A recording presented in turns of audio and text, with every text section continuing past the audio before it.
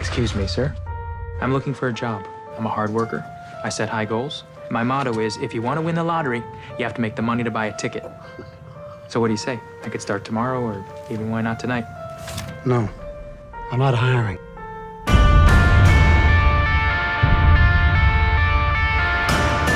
We're first! Go around, get a shot inside the car! Hey, back away! I got it, I'm back! Will this be on television? Morning news, if it bleeds, it leads. Are you currently hiring? I'm starting a TV news business. You, get back! I film breaking stories. Maybe you saw my item this morning with fatal carjacking. No, I mean, I don't have a TV. Do you have a cell phone? Yeah. Does it have GPS? Yeah. Congratulations, you're hired. Okay. We're taking the next right. Good, stupid! Repeat the police. I will never ask you to do anything that I wouldn't do myself. Excuse me. I have something you'll be very excited about. You have a good eye. I want you to contact me when you have something. Something like this. Think of our newscast as a screaming woman running down the street with her throat cut. You will be seeing me again. Any unit, residential 211. A home invasion.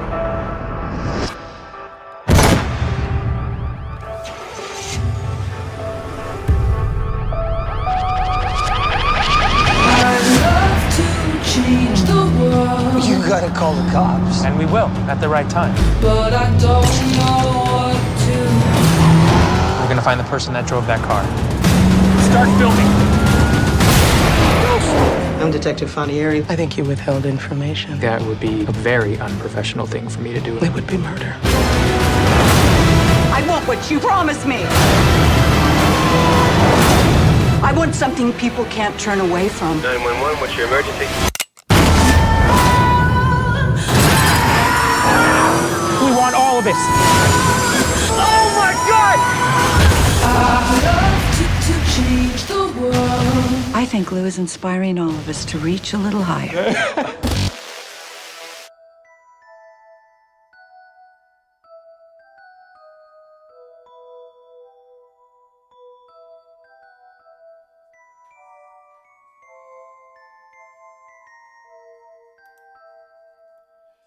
I'm going to watch 30 movies, a movie each day in June.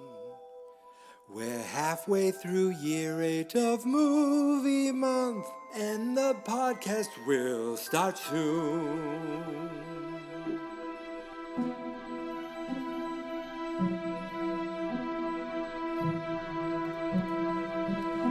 He's going to watch 30 movies, some good films and some lowbrow.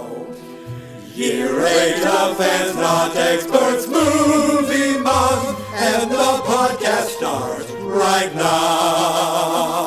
Year 8 of movie month, that much you already know. Year 8 of movie month, and now it's time.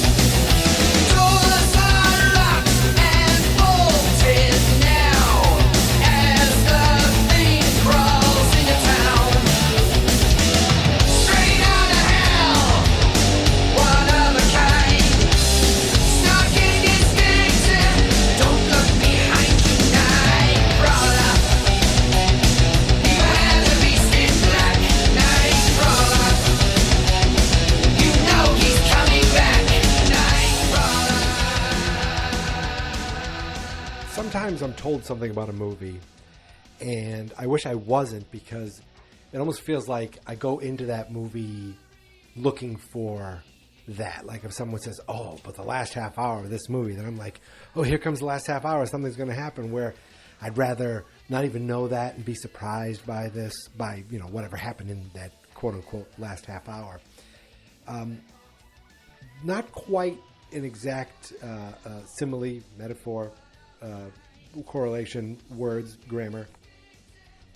Basically, what I'm trying to say is tonight's movie, it wasn't like I was told watch the last half hour, but I was always told it's a great movie, and Jake Gyllenhaal is great in it. And tonight I watched, from 2014, Nightcrawler, from writer-director Dan Gilroy, who I don't know, and yet when I look at movies he's written, I'm like, oh my goodness, I saw Free Jack in the theater with my brother, the Mick Jagger and Emilio Estevez. He's written a bunch of different things that I was like, what, really? Like, I think, was it Kong Skull Island? He was one of the screenwriters on that. I mean, but he also is a writer-director. I almost think of that as like, oh, I'm in this big giant metal band or a big giant band, but I also do singer-songwriter stuff on the side. I was always told that this movie was really good and Jake Gyllenhaal was great in it. And even with that, I'm not going, oh great, here comes Jake Gyllenhaal, he's going to be great. Like, holy shit, he was ridiculous in this movie. From start to finish, he just like captivated me in a very unsettling way. I thought I knew what this movie was about, that like I thought maybe he was like a paparazzi or a, some kind of TMZ guy. Sort of, kind of, right? Like, I think maybe, he'll become that, or I almost feel like that's where that's heading. But it's about a guy who kind of stumbles upon a profession. He's this like lowlife, basically. He's a thief. He is apparently a murderer. I'm almost positive he kills this guy he sees catching him stealing stuff at the beginning. He pawns this stuff off. He sells stuff. He steals bikes. He wants to get a job. He tries to get a job at a garage. He's like, I know cars. I work with cars, which is interesting because I believe that's true. And he doesn't get that job. But on the way home from, the middle of the night, because he's just like a night owl, he sees an accident and he kind of stumbles upon it. He's looking at it and he sees this what we think is a news crew pull up with Bill Paxton, rest in peace. And they have a couple video cameras. And he asked the guy, do you work for the news? He's like, no, I'm independent. I shoot these things and we sell them off to the news. He's like, oh, would you be hiring? No, I'm not looking for work. Or he said a little more colorfully, like, no, I'm not looking for work. So I think something about that appealed to Jake Gyllenhaal's character, Lewis. I don't remember his last name. So he says, I'm just going to do it myself. He steals some guy's bike. And even that, you could see he has the gift of gab. He is like I want to think he's on the spectrum, definitely. He's like an Asperger's genius, sociopath. It's like take a little bit of Patrick Bateman, take a little bit of Rain Man. It is just the performance. And he definitely was like skinnier for this movie. I feel like his eyes were like bulging out. He, to me, looked like yesterday I watched a Pixar movie and they talked about humans in Pixar movies. He looked like when they animate a human with those big eyes. That's kind of like the Jake Gyllenhaal now, I'm going to call that, because that's what it reminded me of. The rounded face, the nose, and the eyes. I was like, my God, he looks like a Pixar character. So when he sells this bike, he talks about how I think he said he did the Tour de Bronx in it or some ridiculous thing. It has 36 speeds, even though no bike has that. He's just selling things. He keeps talking. He keeps convincing someone to a pawn shop to spend money on something, and he ends up buying a small camera and a police scanner, and goes out and starts doing this stuff on his own. He doesn't quite know what he's doing. He sees guys with better cameras. I'm almost positive the first guy he sees, he does something to him, because we never see him again. I thought he was going to take his camera. We didn't see him with his camera, though. So maybe he didn't do something. But he did scoop this guy, brings it to a local news station where the news is run by Rene Russo. And they buy something from him. And he just kind of gets the bug, and he starts doing more and more.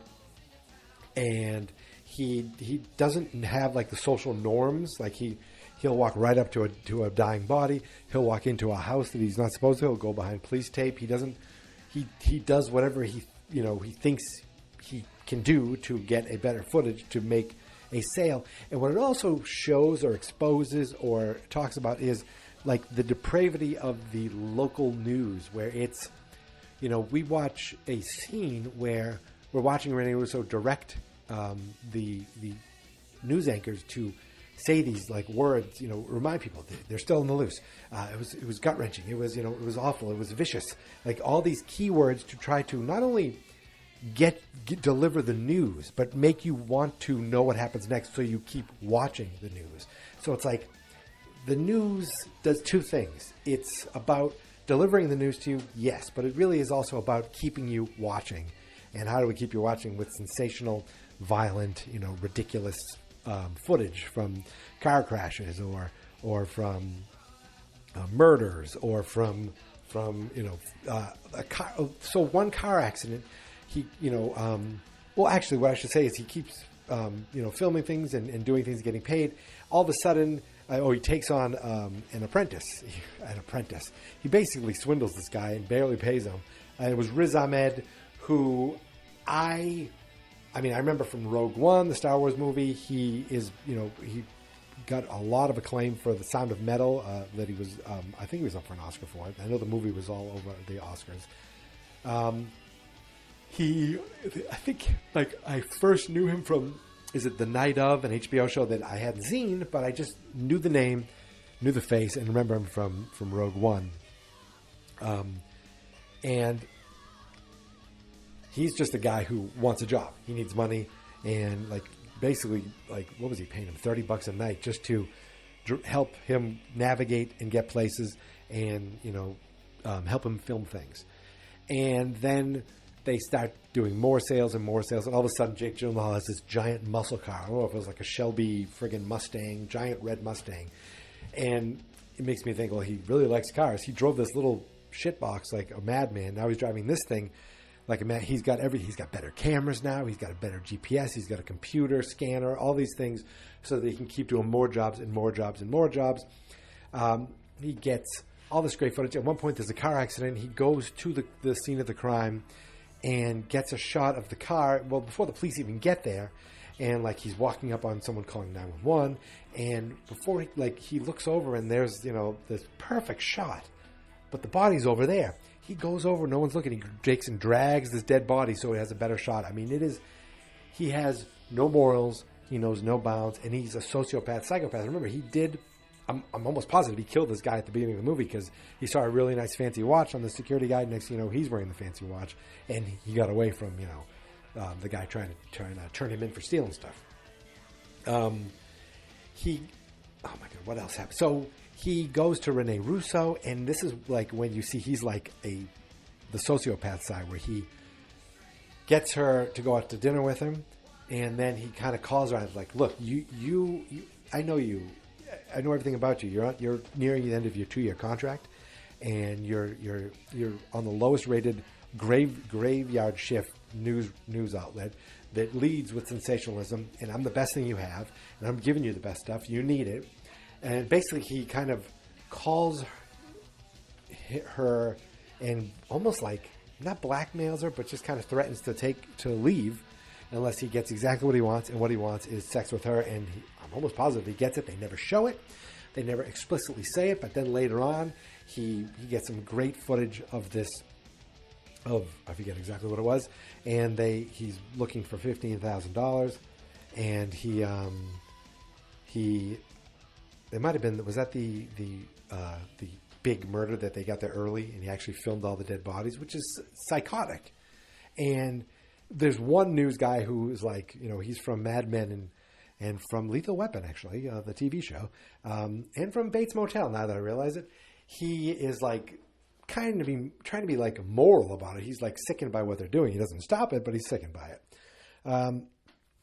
So at one point, he calls Rene Russo on this bluff and saying, "I want $15,000, and you know what? I want this. I want credit. I want my name. I want to be introduced to everybody here, and I want you to give me what I want." Unlike when we were in your apartment, he said something about that, and that was the only kind of line where you see that there is a sleeping sexual relationship going on. That seems like Rene Russo is she's not a good person either. She's doing this. She'll do whatever it takes to keep her job and get the right story.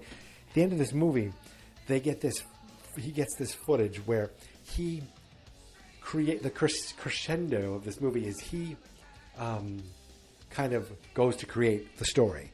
So I thought maybe he'd start to do crimes himself, and he actually did. The one thing he did, he found Bill Paxton, who now he's got 2 vans. He's like, I'm going to start a second van. I want you to drive it. But he's like, nope, I don't want the job.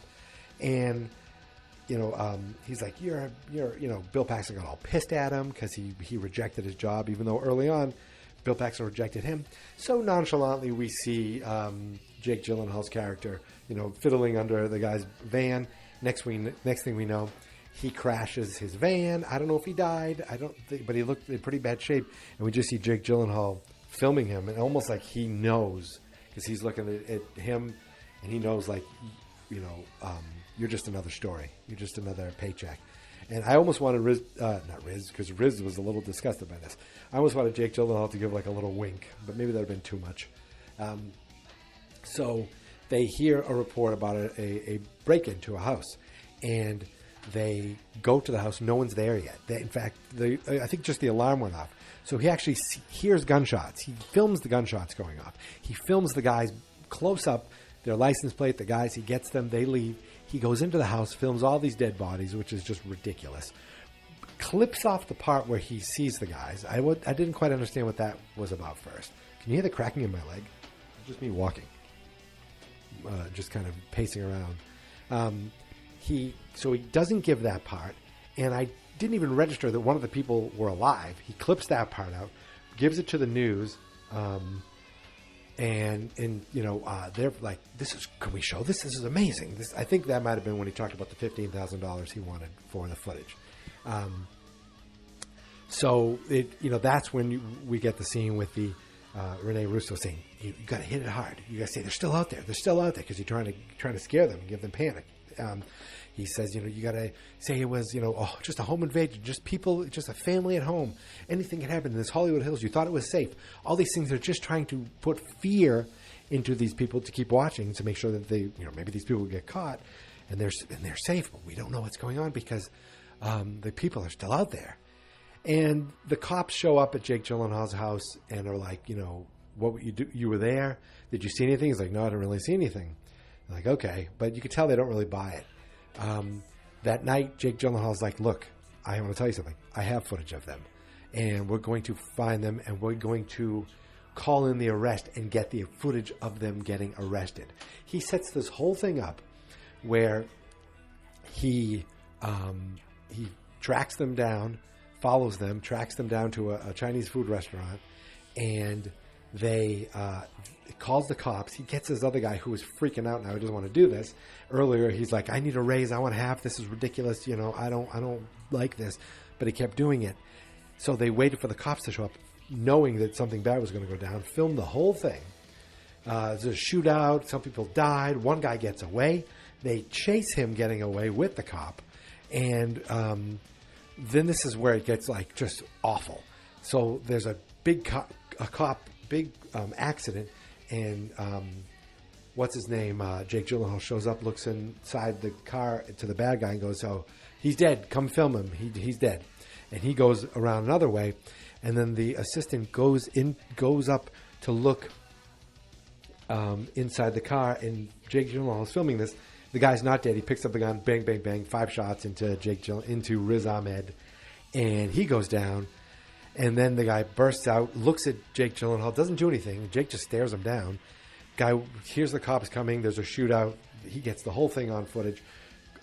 Walks up to his friend and his assistant, and he's like, "You knew. You saw him. You knew." He's like, "Look, He basically admitted, you were driving too hard of a bargain. You should have accepted me like that.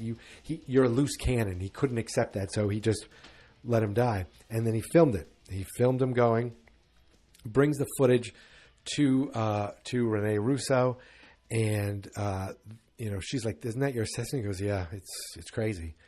And Rene Russo was almost orgasmic the way she was talking to him. Like, you could see they were probably going to get it on. Like, that's where I realized, oh my God, she's not as awful as him, because he is setting up murders and definitely killed a guy. But she is not a likable, or she's not a good person. She's immoral. So I'm like, oh, you can't root for anybody in this. The likable guy is dead. Riz Ahmed. He was just looking to make money, have a job and get some money. What else?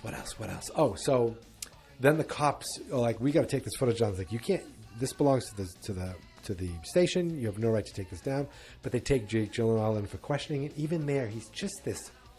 It's like the psychotic man who's just smiling and has an answer for everything and has an explanation for everything. Look, I know I said I don't remember them, but I do remember seeing a car, and then I see a car following me, and it kind of all came together that it was them. So I circled around and called the cops. None of that was true, but there was nothing they could do, and it just shows him kind of, leaving. Oh, it reminded me of like Verbal at the end of Usual Suspects, kind of leaving the police station, and they show the feet walking at the bottom. And then we get one final scene where it looks like he actually gained a little weight, looks a little healthier. His hair's back a little bit, and he's starting to talk to his new employees. I don't know, did he say interns or junior employees? And it's like, look, this is, it's going to be unorthodox. It's going to be a little weird, but that's okay. And he, now he has 2 vans and he has a crew, and he's expanded his business. So it's like a happy ending for him, the terrible guy. But my God, it really, like, the story was great, the directing was great, the screenplay was great, but it all hinges on Gyllenhaal's performance, which was just like red hot. I don't even know what else to say about it. Like, it is the best thing I've ever seen him do. And I've seen him do, like, there was this Netflix movie called like OG or something where he was like a weird guy in that. You've seen him do just the rom-com. He's famous for Brokeback Mountain. I never saw the boxing movie.